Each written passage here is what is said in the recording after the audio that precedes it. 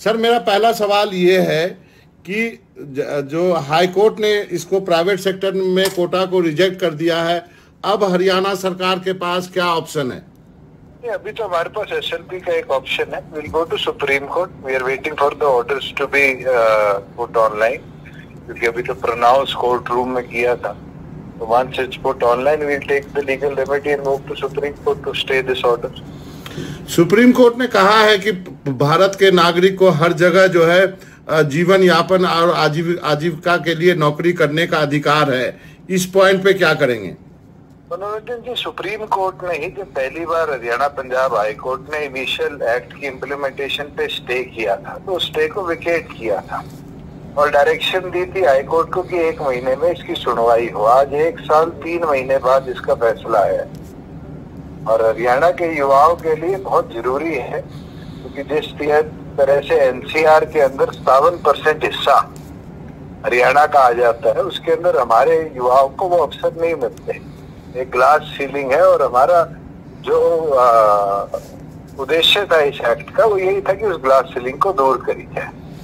और ये supreme court ने कहा है, कब कहा है आई डोंट नो, बट आज के दिन भी हिमाचल में, उत्तराखंड में और तो और महाराष्ट्र में 1980 के दशक से मार्शी एक्ट लागू है, जिससे 80% जॉब्स जो ब्लू कॉलर जॉब्स है वो मराठी स्पीकिंग लोगों के लिए रिजर्व्ड है।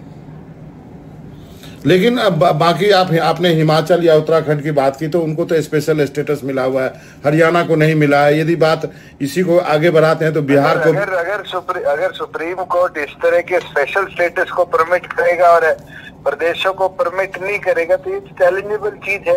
अगर ये मुद्दा आएगा चैलेंज है तो उनके स्टेटस बंद करिए, जिनको ग्रांट इन एड भी केंद्र सरकार इतनी बड़ी मात्रा में देता है और वहाँ की लोकल एम्प्लॉयमेंट के लिए भी एक्ट लाता है। और जहाँ हरियाणा की बात है, अगर हम ये कदम उठाते हैं तो हमारे ऊपर प्रतिबंध लगा दी जाती है।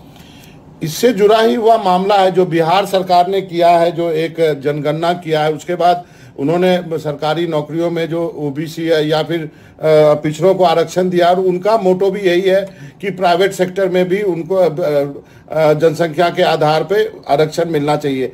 क्या आपको लगता है कि ये पर्पस पूरा डिफीट हो रहा है?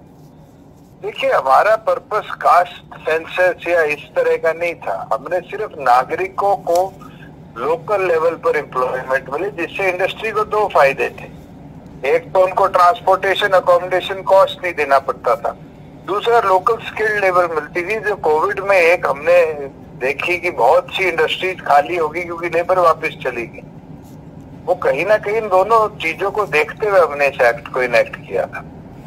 इसका दूसरा पहलू तो ये भी हो सकता था कि, और आपने जरूर इसका यूज किया होगा कि इंडस्ट्रीज के साथ बैठ करके आमने सामने बात करके उनको समझाया जाए अपना पॉइंट ऑफ व्यू। बिल्कुल किया था और उनसे हमने ड्राफ्ट उनको पब्लिश करके दिया था। उसके बाद उनकी विचारों के अमेंडमेंट्स को 50,000 से हम 30,000 लेके आए थे। टेक्निकल जॉब्स इसमें से हमने निकाल दिए थे, नॉन टेक्निकल जॉब्स के लिए एक्ट बनाया गया था। उसके अंदर भी कोई ऐसी स्पेसिफिक स्किल्ड इंडस्ट्री है जिसमें हरियाणा का मूल निवासी जॉब क्वालिफाइड नहीं है तो उनको परमिशन दे सकते थे। लेकिन चौटाला हाई कोर्ट ने इस विषय को उठाया है और किस विषय के ऊपर इतना बड़ा निर्णय लिया है, ये तो जजमेंट की कॉपी मिलने के बाद ही निर्णय हो पाए। एक अंतिम सवाल है चौटाला साहब, जब आप इंडस्ट्री को जमीन देते हैं, जब आप उनको टैक्स हॉलीडे देते हैं, क्या उसी समय ये एग्रीमेंट नहीं हो जाना चाहिए था कि हो जाना चाहिए? आज जी, इसी में जितनी फैक्ट्रियां हैं, अगर हमें कानूनी तौर पर इंस्पेक्टरी राज लगाकर इम्प्लीमेंट कराना पड़े तो आज हम करा सकते हैं। पर हरियाणा एक प्रोग्रेसिव स्टेट है। हर इंडस्ट्री ने अगर हरियाणा प्रदेश की किसी इंडस्ट्रियल यूनिट में गवर्नमेंट से प्लॉट लिया है, टैक्स बेनिफिट लिए हैं, तो उनके एग्रीमेंट में लिखा हुआ है कि वो 75% मूल निवासियों को रोजगार देंगे। लेकिन वो नहीं देते हैं, आपका ये कहना है? बिल्कुल नहीं देते। ग्लास सीलिंग बनाई हुई है और उस ग्लास सीलिंग को तोड़ने के लिए इस एक्ट को हमने ऐड किया था।